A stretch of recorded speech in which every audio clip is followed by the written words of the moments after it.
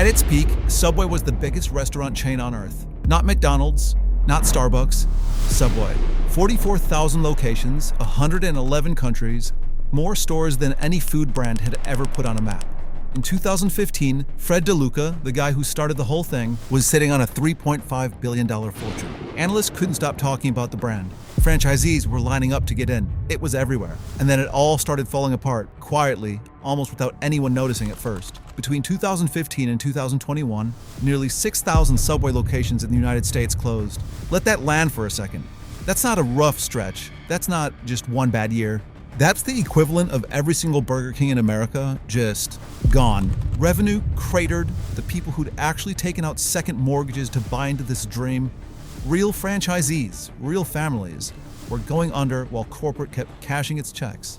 There was a legal scandal ugly enough to make news internationally. A founder who died before he could see how bad things got, and underneath all of it, one mistake, one philosophy that nobody questioned until it was too late. This is the story of how the world's largest restaurant chain turned into a masterclass in what happens when a company mistakes getting bigger for getting better.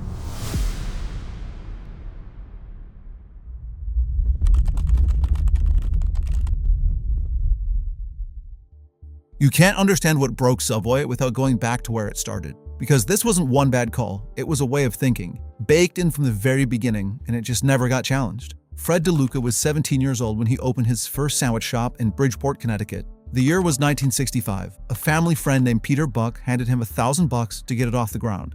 The original idea was modest: sell enough sandwiches to pay for college. But DeLuca had a fixation. Not on great sandwiches, not on happy customers, not even on making a profit. He had a fixation on stores. Always more stores. By 1974, there were 16 locations. By 1980, over 200. And by 1990, more than 5,000. The whole engine was franchising, and Subway's version of it was designed from the start to move fast. Maybe faster than it should have in retrospect. The entry fee was almost laughably low, $15,000, when McDonald's was charging 10 times that. Small footprints, cheap equipment, low overhead. DeLuca wanted Subway on every corner, every strip mall, every small town in the country. And for a long time, honestly, it worked. By 2011, Subway passed McDonald's, largest restaurant chain in the world by location count. The press treated it like the moon landing. But here's the thing nobody said out loud. More locations is not the same as more money. It's definitely not the same as a healthier business. And it has nothing to do with whether the people actually running these stores are doing okay. The real problem had been hiding inside the growth numbers for years. Subway's whole model ran on royalties. Franchisees paid 8% of gross sales back to corporate, plus another 4.5% for advertising. Corporate got paid no matter what. It didn't matter if your store was thriving, it didn't matter if you were drowning. That structure meant headquarters had every reason to keep opening stores and almost no reason to care what happened to the ones that were already open. So, they didn't. By the mid-2010s, the average Subway in the US was doing around $422,000 in annual sales. The average McDonald's the same year was doing close to $2.6 million. And Subway's franchisees knew it. A lot of them were running 3, 4, maybe 5 locations just to cobble together a living, because one store wasn't enough to make the math work. Then the customers started to change. Fast casual wasn't a trend anymore. It was the expectation. Chipotle was on a run, Panera was expanding. People wanted real ingredients, better food, and something that actually felt worth the money that they were spending. Eat Fresh was a bold tagline in the 80s, but by 2015, it was meaningless. Everyone was doing it. Their bread was drawing complaints, the vegetables looked tired, and questions about meat quality started surfacing loudly. In 2014, a blogger named Vanny Harry wrote a post pointing out that Subway used azodicarbonamide in their bread. I hope I pronounced that right. A dough conditioner that also shows up in the manufacturing of yoga mats. It went everywhere. International coverage within days. Subway said they removed it. But the real hit wasn't the chemical itself, it was the image. Subway had spent decades positioning itself as the healthy fast food, the responsible choice. And now millions of people were reading, "I eat yoga mats," in the same headline as "I eat Subway." Sales started slipping in 2015. Not a collapse, just a slow, steady drift downward. The kind of thing leadership can always find a reason to explain away. Seasonal trends, the economy, temporary headwinds, you know. It wasn't temporary, and Subway's answer to a problem about quality, brand trust, and franchisee health was the same answer it had always been: build more stores.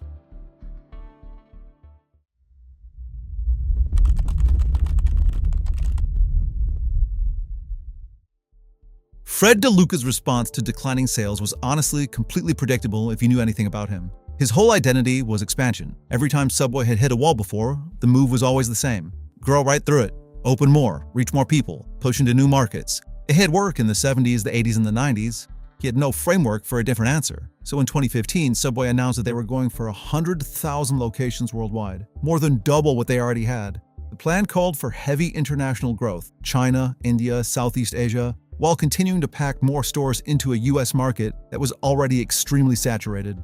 On paper, there's a version of that logic that isn't completely crazy. McDonald's had around 36,000 global locations at the same time. Starbucks was around 22,000. International markets were genuinely underpenetrated. But here's what made this a bad bet dressed up as an actual strategy. The US business, the foundation that the whole thing rested on, was already showing cracks. Serious cracks. And instead of stopping to fix the foundation, the plan was to build more floors on top of it. DeLuca used to say inside the company that a new store is always profitable on day one. He meant it from a corporate perspective. The fees started flowing the moment you open, regardless of what happens after. That idea had made Subway wealthy for decades, but it had also made Subway blind. A business model that profits from openings, not operations, has no natural mechanism to catch itself overexpanding. There's no alarm. There's no point at which the numbers say stop. Just more stores, more fees, more impressive-looking growth figures while the actual network quietly rots away. Then in September 2015, DeLuca died. He'd been diagnosed with leukemia the year before and kept it mostly private. He was 67 years old. His death left more than a leadership gap. It left a void at the center of what Subway even was. He hadn't just run the company, he was the story of the company. The kid from Bridgeport who turned a $1,000 loan into the biggest restaurant chain in the world. His sister, Suzanne Greco, stepped in as CEO. She'd been with Subway for decades and was deeply committed to the way Fred had always done things, which meant the strategy didn't change direction. If anything, it just moved faster. Around the same time, Subway made another call that became one of the most argued over decisions in fast food history. Back in 2008, their $5 footlong campaign had been a cultural moment. Simple, catchy, massive traffic. But it had a hidden cost. Post-campaign analysis found that many franchisees had been selling subs at or below their actual cost of goods. Corporate had loved the traffic numbers, franchisees had quietly been getting crushed. In 2017, with sales still sliding and Chipotle and Panera eating into their customer base, Subway tried to recreate that magic with discount promotion, but food costs had climbed significantly since 2008. Bringing back cheap pricing at that moment wasn't a revival strategy. It was pressure applied directly to the people already struggling the most. Franchisees started organizing. They hired attorneys, they wrote open letters. A group called the North American Association of Subway Franchisees began pushing back harder and more publicly. One franchisee told the Wall Street Journal that owning a Subway had become a part-time job that costs you a full-time income. But the stores kept opening, the fees kept flowing to corporate, and the gap between what the company looked like on the outside and what was actually happening inside kept getting wider.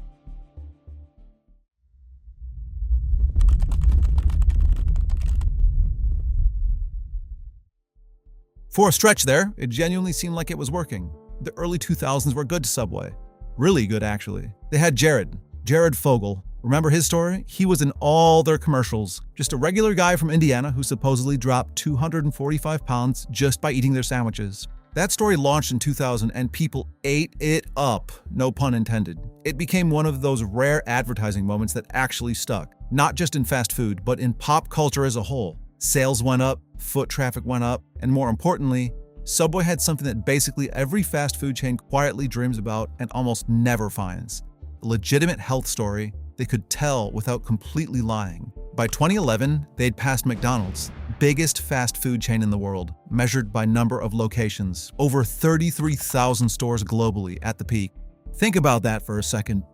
They weren't even neck and neck with someone, not even close. They were the biggest. More locations than any restaurant chain that had ever existed. That's not a minor footnote in business history. That's an actual, genuine accomplishment. But that's also right around where things started going sideways, even if it wasn't obvious yet. Because Subway didn't stop when they hit the top, they just kept going.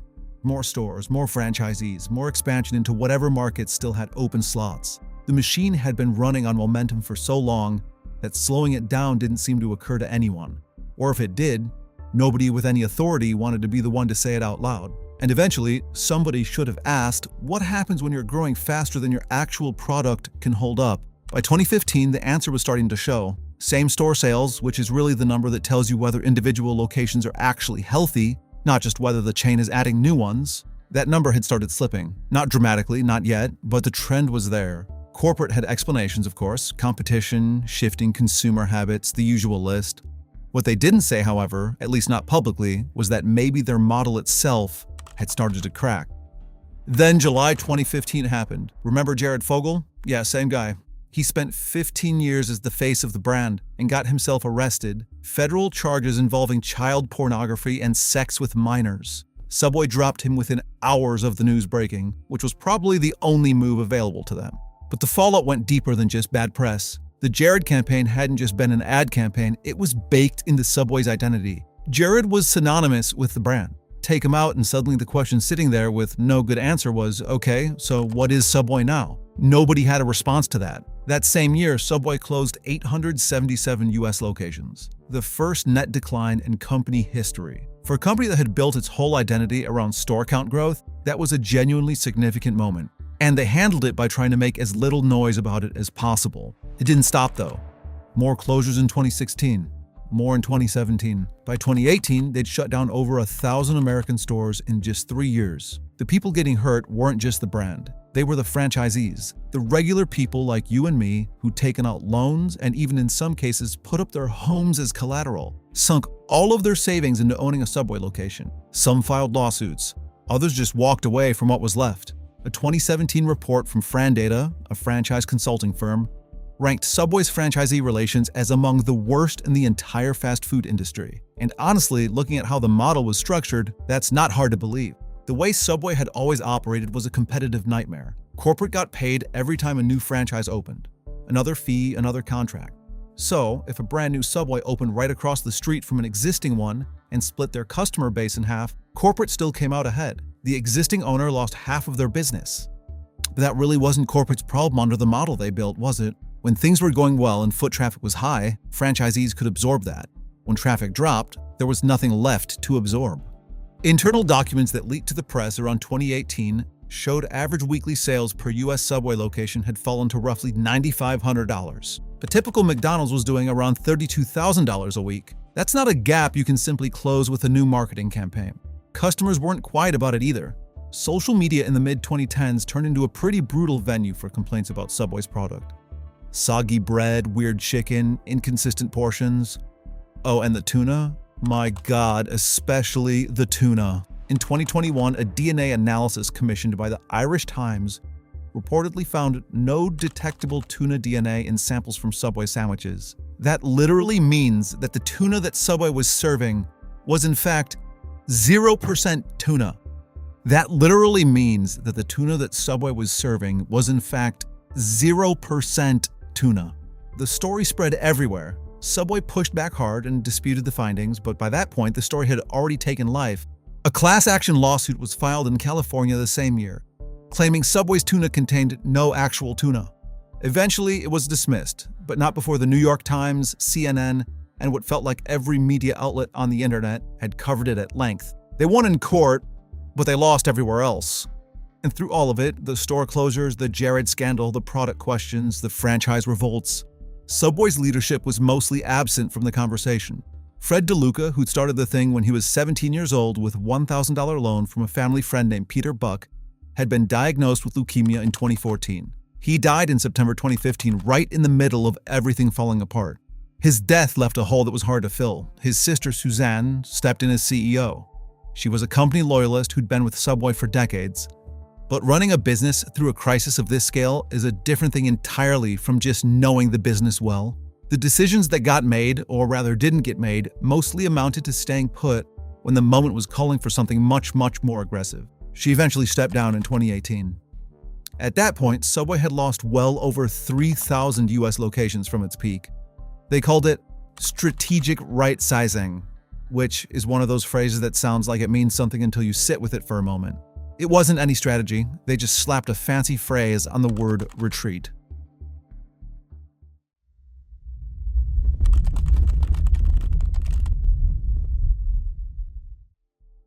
While Subway was busy explaining away its own decline, the rest of the sandwich world wasn't standing still. Take Jersey Mike's.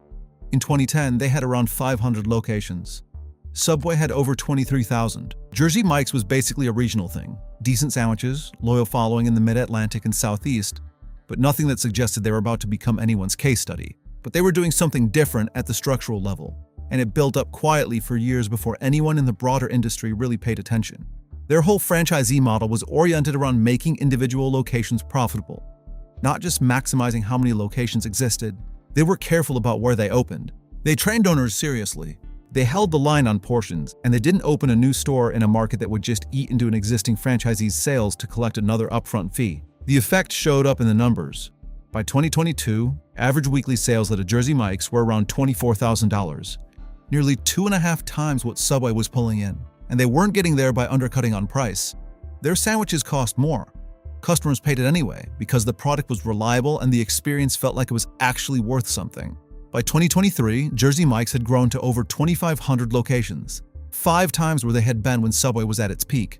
Blackstone bought a majority stake that year in a deal that valued the company at around $8 billion. A regional chain that was basically an afterthought in 2010 became an $8 billion business in the same window of time that Subway was dealing with the tuna lawsuits. Then there's Chipotle, which isn't a direct sandwich competitor, but might be the most relevant comparison anyway, because they went after exactly the customer Subway thought belonged to them.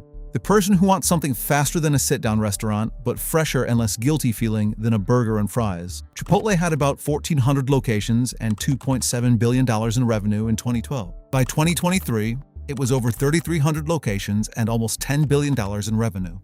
They got there by hammering one idea consistently, that their ingredients were actually real and they could prove it. Food with integrity wasn't just something they put on a banner.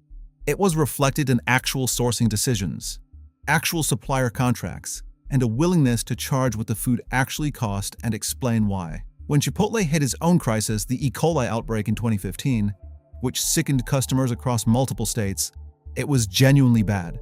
Stock fell over 40%. Foot traffic dropped sharply. It really did look for a brief moment like the brand might not recover. But they didn't go quiet. They didn't offer vague reassurances and hope that the news cycle moved on. They overhauled their kitchen protocols, brought in Brian Nickel as CEO in 2018, and rebuilt credibility the slow way. Digital ordering, loyalty programs, actually fixing the operational stuff that had caused the problem. By 2019, the stock had recovered, and by 2021, it was at all-time highs. Subway had its own credibility crisis, several of them, and handled them mostly by going silent, deflecting, or launching marketing campaigns that didn't really address what people were actually skeptical about. When you strip away all the specifics, the gap between these companies and Subway comes down to something pretty simple. Jersey Mike's and Chipotle both operated like they understood the whole thing rests on whether customers actually trust what they're eating. The second that trust starts going, no amount of location count holds the brand together. Subway had built everything on the promise that their food was the healthier option. That was the core of it. And then through years of cost-cutting, ingredient controversies, and franchise decisions that prioritized short-term fees over long-term quality, they let that promise quietly disappear. And they didn't replace it with anything. They just hoped nobody would notice. Jersey Mike's gave people a reason to pay more and feel good about it. Chipotle gave people a story they could believe in, even after a crisis nearly killed it. Subway gave people a $5 footlong and then took that away too, raising prices without upgrading the experience, leaving customers with neither the value proposition nor the quality proposition intact. That's not a strategy. That's a brand simply forgetting what it stood for.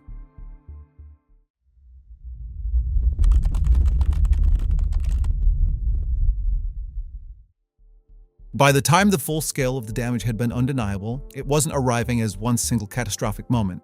It was arriving the way a building collapses after years of neglect. Not all at once, but in a sequence of failures, each one exposing how far the rot had already spread. Start with the numbers, because the numbers are brutal. At its peak in 2015, Subway operated 27,103 locations in the United States alone. By 2023, that number had fallen to approximately 20,000. That's over 7,000 closed American locations in 8 years.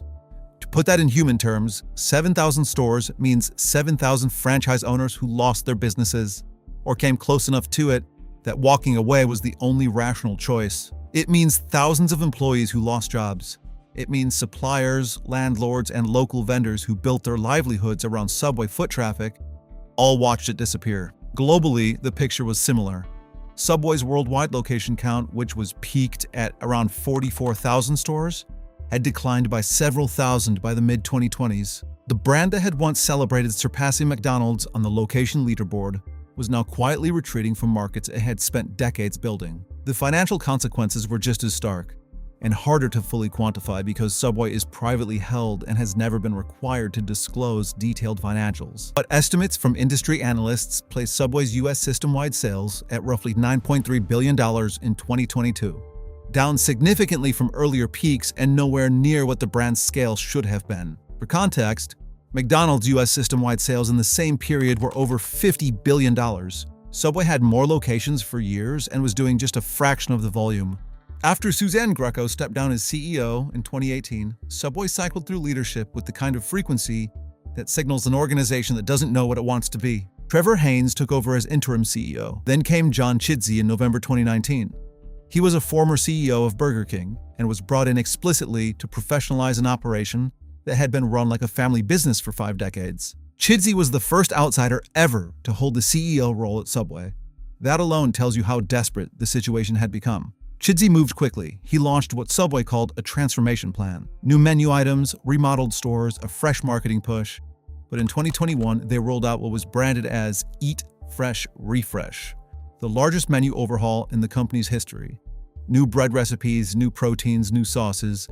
They signed celebrity partnerships with Megan Thee Stallion, Tom Brady, Serena Williams, and Steph Curry. The marketing made noise, the underlying metrics moved, but only modestly. Same-store sales improved in the short term, driven partly by pandemic-era delivery demand that lifted the entire fast food industry. But the structural problems, the franchisee economics, product perception, the trust deficit, those didn't disappear because Tom Brady was holding a sandwich. Franchisees remained furious.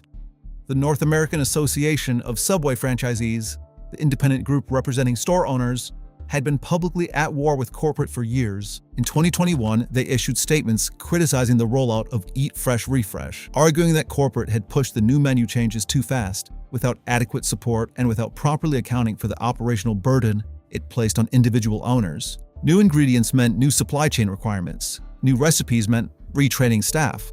And all of it cost money that franchisees, many of whom were already operating on razor-thin margins, didn't have. One franchisee, quoted anonymously in the 2022 Nation's Restaurant News Report, described the experience plainly. They tell you it's a transformation. What it feels like is that they're trying to fix a broken window while the foundation is crumbling. Then came the sale. In August 2023, after months of reported negotiations, Subway announced it had agreed to be acquired by Roark Capital Group, a private equity firm based in Atlanta that already owned a portfolio of fast food brands including Arby's, Buffalo Wild Wings, and Sonic. The deal valued Subway at approximately $9.6 billion. That number needs a little bit more context. In 2012, analysts and industry insiders had estimated Subway's value at somewhere between $25 and $30 billion. Some valuations went even higher than that. The brand was the largest restaurant chain on earth. It was growing, it had a health narrative that no competitor had matched.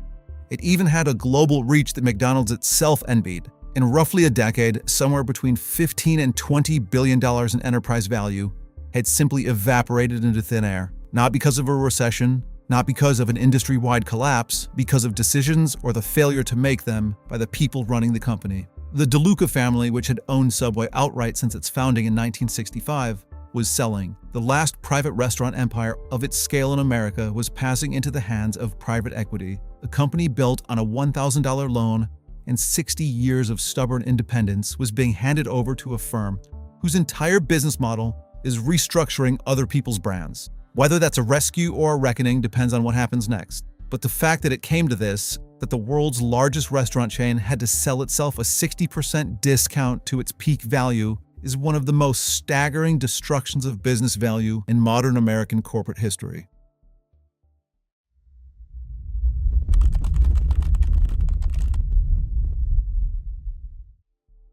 Here's what's easy to say about Subway's collapse. They grew way too fast, they ignored their franchisees, their spokesperson went to prison for the most vile of crimes, and their tuna might not have been tuna. Easy, clean, done. But that explanation lets everyone off way too easy, including us as observers, because the real story of Subway isn't just about bad management or a broken franchise model.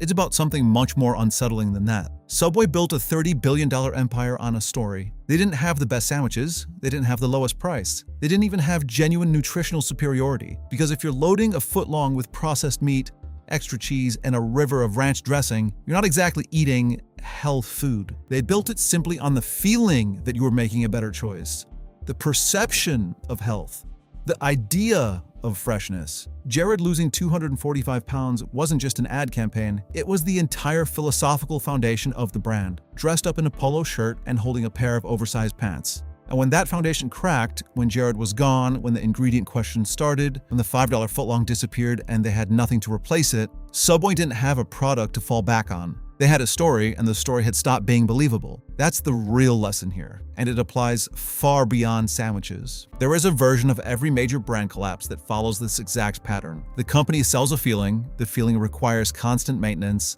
real investment in the product, real honesty with customers, real willingness to evolve. The moment the company starts coasting on the feeling instead of earning it, the clock starts ticking. Customers don't leave immediately. Trust erodes slowly, almost invisibly, until one day the thing that made people choose you is just gone, and you're left with nothing but the infrastructure of a business that no longer has a reason to exist. Subway had 58 years to ask itself, what do we actually stand for if you take away the health story? The Roark Capital acquisition gives Subway a lifeline, but private equity lifelines come with conditions. Roark will almost certainly push for further closures of underperforming locations, renegotiated franchise agreements, and aggressive cost discipline. Whether that produces a leaner, healthier Subway or simply a faster wind-down, dressed up as a turnaround, is genuinely unknown. Roark has real success. Arby's, under their ownership, went from a brand that was a cultural punchline to a quietly profitable operation with a devoted following. That happened through ruthless focus, not nostalgia. Arby's never fell from the height Subway fell from. The psychological distance between what Subway was and what it is now is enormous, and closing that gap requires more than just new menu items and celebrity endorsements. It requires rebuilding the thing that made people trust the brand in the first place. That's not a marketing problem. It's an identity problem, and identity problems don't get solved in quarterly earnings cycles. What's still unresolved, and what nobody can answer right now, is whether the Subway name itself still carries enough equity to be worth saving, or whether it has crossed the invisible threshold that some brands cross, the point of no return, where the name itself has become a liability. Some brands come back from that place. Marvel was bankrupt in 1997 and became a $4 billion acquisition by Disney in 2009. Apple was 90 days from insolvency in 1997 and became the most valuable company in human history. Comebacks at that scale are possible. They're just extraordinarily rare, and they almost always require a clarity of vision and a willingness to make brutal decisions that most management teams and most private equity owners never actually take.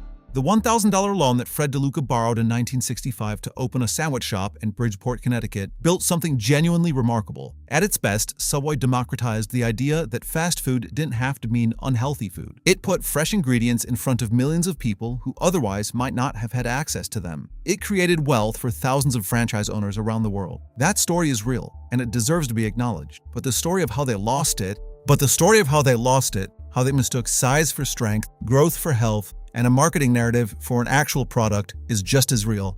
And somewhere right now, in a Subway location that may or may not still be open by the time you watch this, someone is making a sandwich and hoping the next chapter turns out differently than the last one. That hope might be enough. It might not be. Either way, the $30 billion is gone.